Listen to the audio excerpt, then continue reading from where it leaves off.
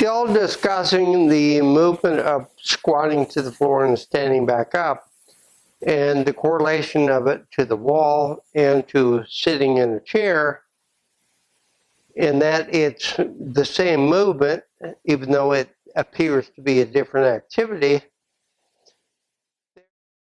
The techniques that you need to use, in other words, the movement itself is identical for no matter what it is, whether you're squatting against the wall, hands on the wall, back on the wall, standing out here on the floor with nothing, or sitting into any one of these chairs, or the stool being the highest, then the straight back is a little bit is lower.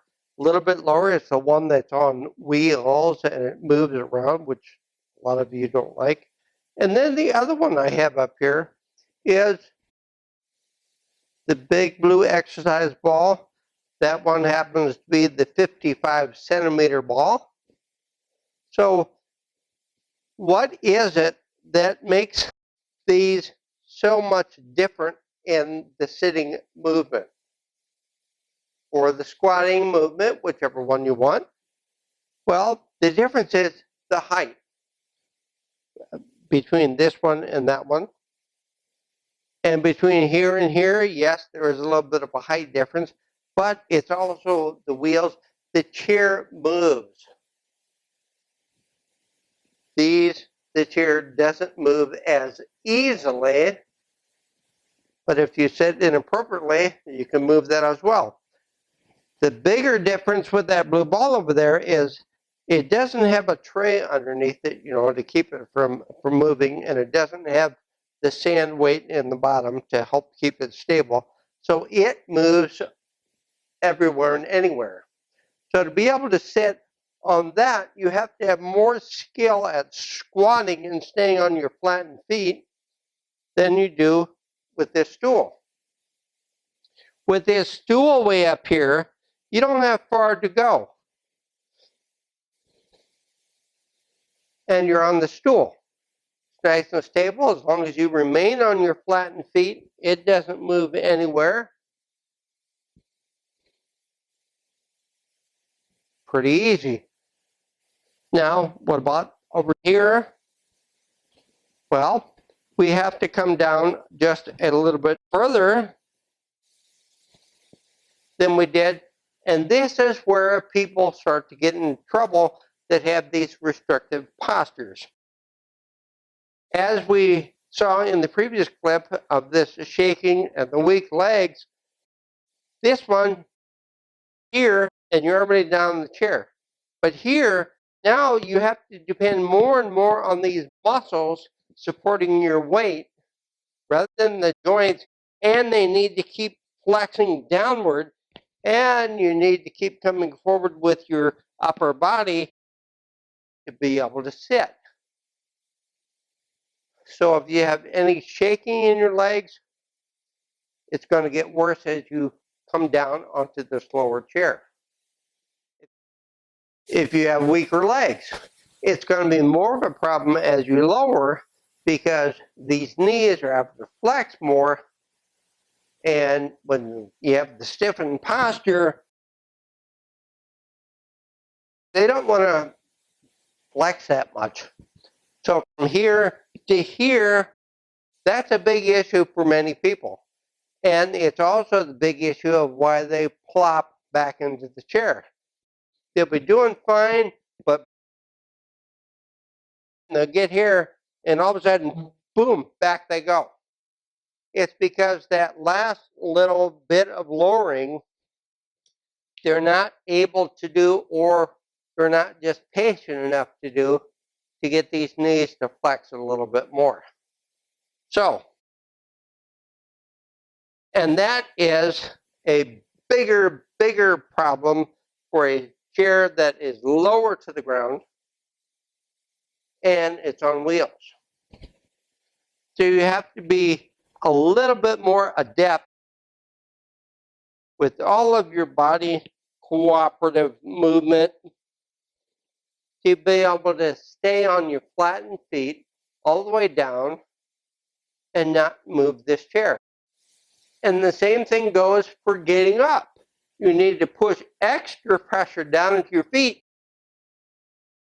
to stabilize your body and push yourself up off of this chair after your shoulders bring your bottom off the chair. It takes a much bigger push into the floor than it does in that one or that one because you're lowered down. What's another problem? What's another bigger problem with any of these that are movable? Well, one big problem is for those people that come back to the chair and just feel where it is with their legs.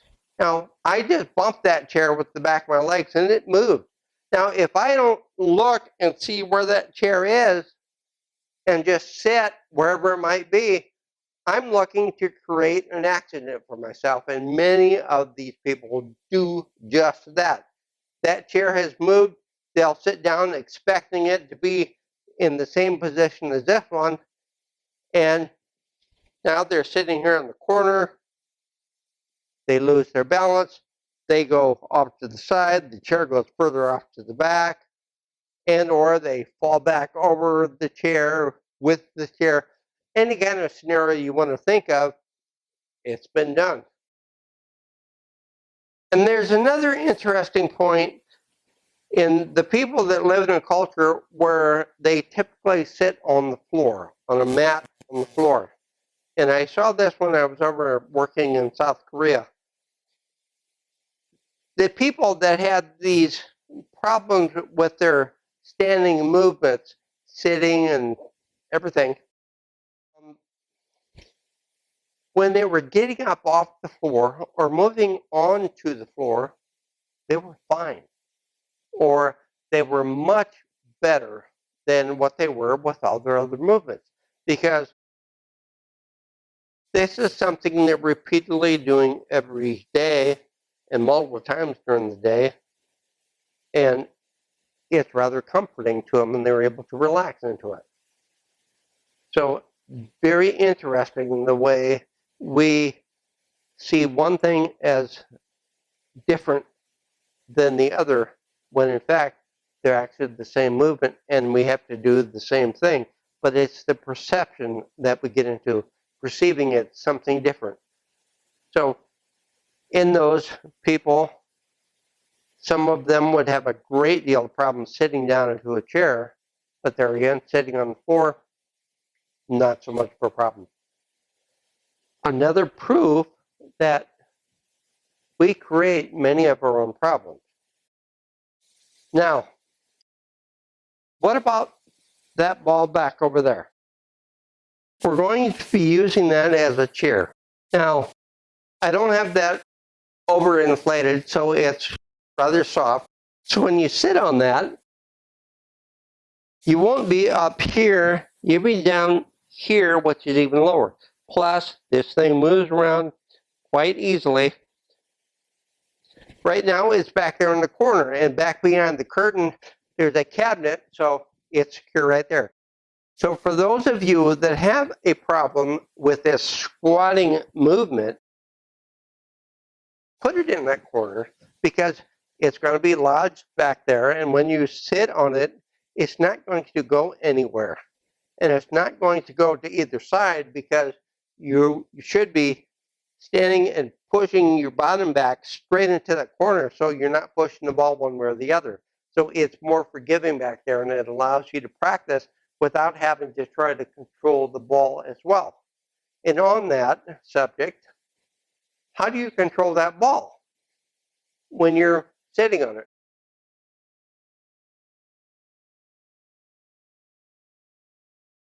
Obviously, you control it with your feet and your posture. You have 3 points of contact that you're using to stabilize yourself. 2 right there in your feet. The other one, as you're sitting, is back here. Now, unlike the chairs that don't move, that does move. So this third point of contact is, let's just say, unstable, unless you can relax enough to hold it stable. You need to have the ability to be able to relax into that surface because it's not stable. You have to make yourself stable to create stability in the ball, not the other way around. So you have to have extra pressure into your feet, and you have to hold that pressure into your feet all the while, just like everything else. But this helps you work on that aspect of it just a little bit better. You're still working on all the stuff we've been talking about from day one, but here it just makes it a little bit more challenging for you. So where do you want to be? Well, you don't want to sit with your bum, your bottom right here on the top, because it's easy to go backwards, especially when you're out here on the middle of the floor somewhere and you don't have anything behind it. You'll go back in a heartbeat if you have a little bit of under control of your upper body. You get back a little bit, poof, you're right there on the edge, right on the top. So you actually want to sit here in this front third, kind of on the edge of it, on the side of it, because then you're going to settle down into it, and that will help push it back in this corner and make it more stable.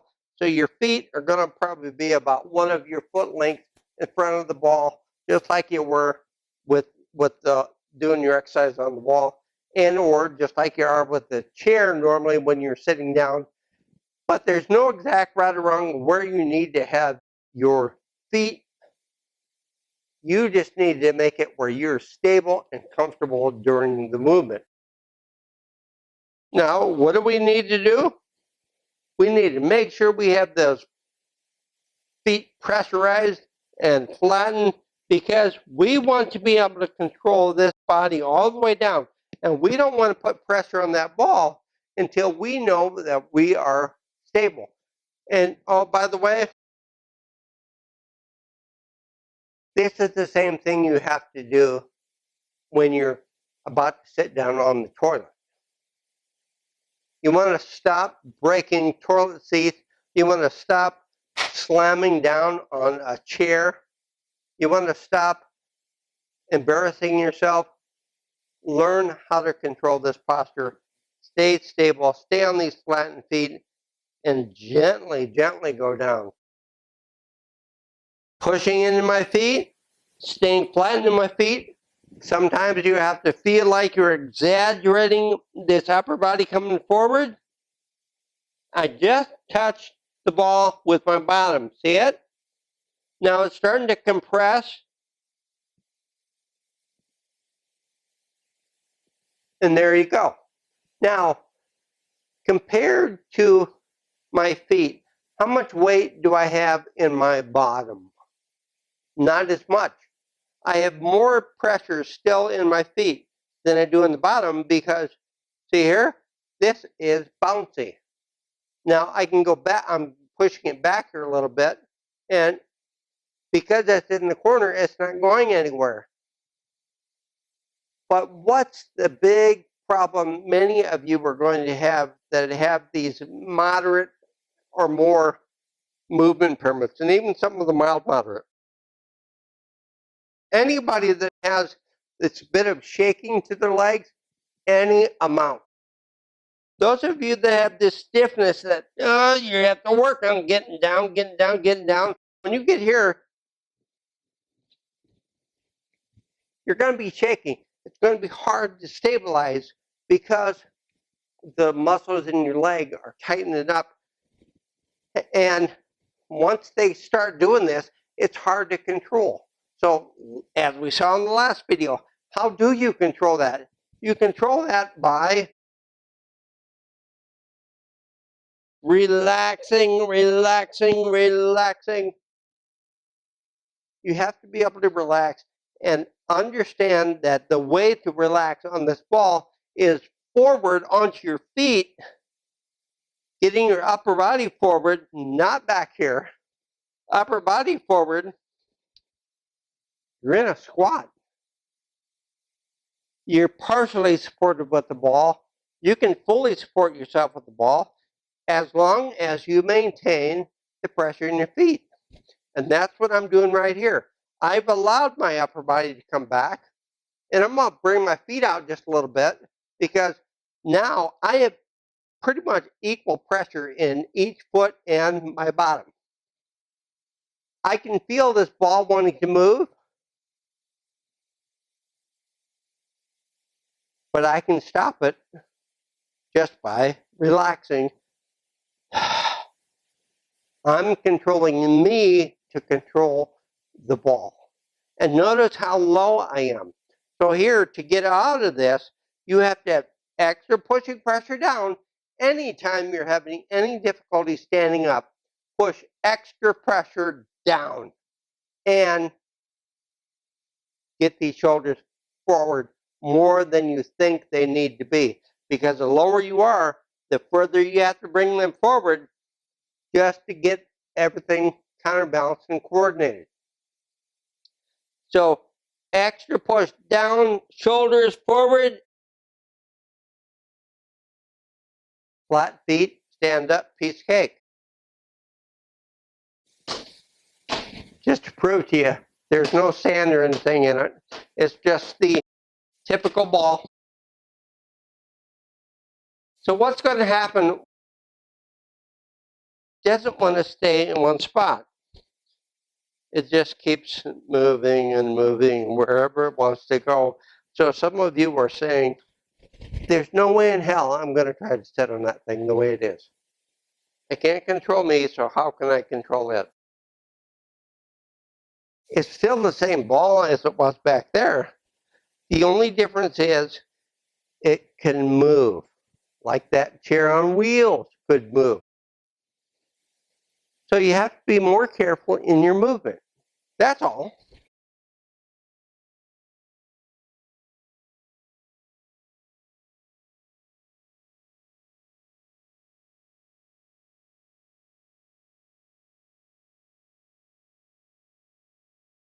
I can come back there with my hand and put it where I want it. And that's exactly what you should do when you need it with a chair, with a ball, anything.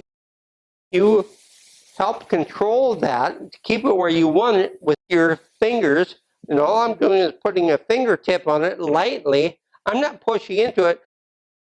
If you did push your hands into that ball as you're trying to sit down, you and the ball would go back that way because the pressure in your arms is pushing backwards.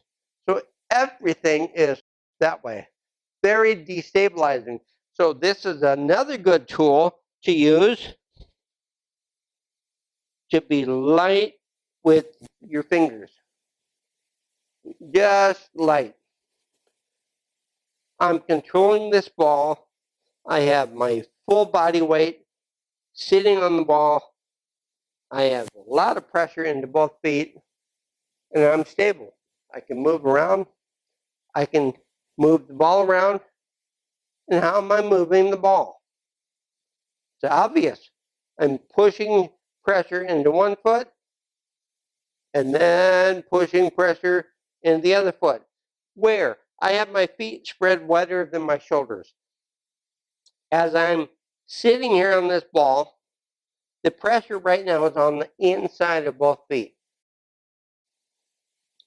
So when I push into the right foot, I'm pushing on the inside of the foot where the increased pressure is, and that pressure is being pushed that way. So that pushes my body here. Now I get over here, and I'm still not all the way over there. I still have pressure on the inside of that foot, on my left foot now. So I just relax this one a little bit and push a little bit with this one, and over I go. It's a gentle, gentle push. Many of you will go overboard with this because you're not sure how this pushing stuff works anymore, and you'll push yourself off the ball.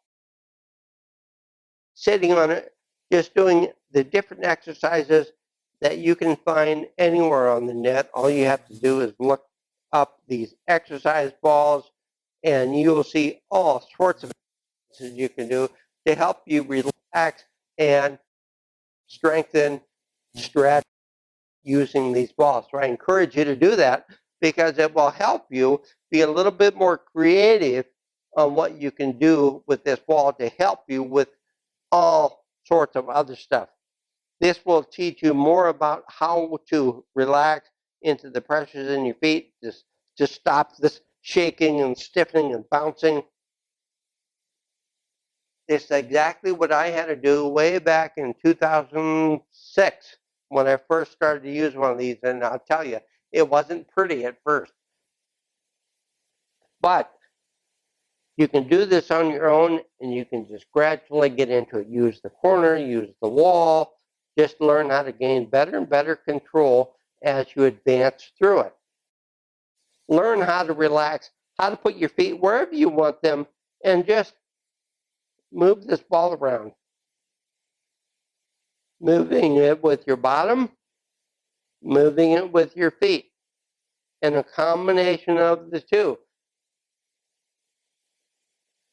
You can learn what happens when you lean your body to one side or the other. And that's all I'm doing here. I'm not using anything in my feet. All I'm doing is I'm getting a little bit more on top of the ball here, keeping my shoulders forward as much as I need to. And now when I do this with my shoulders from side to side, I can feel the change here on the top of the ball and my bottom, but I can also feel that body shift over towards one foot and then over towards the other. So I can move it from my pelvis down here, my bottom, or I can also move it the opposite way with my shoulders. Now remember when I was talking in an early video, talking about equal and opposite movement and this coordinated balancing act that we do with our posture. Here it is right here on the ball. And this is where you can feel it and practice it, where you sometimes can't when you're standing up. You move your shoulders to the right, your bottom goes to the left. Same thing. Now you can control it with your bottom and do it with your shoulders or just your shoulders and your bottom moves over.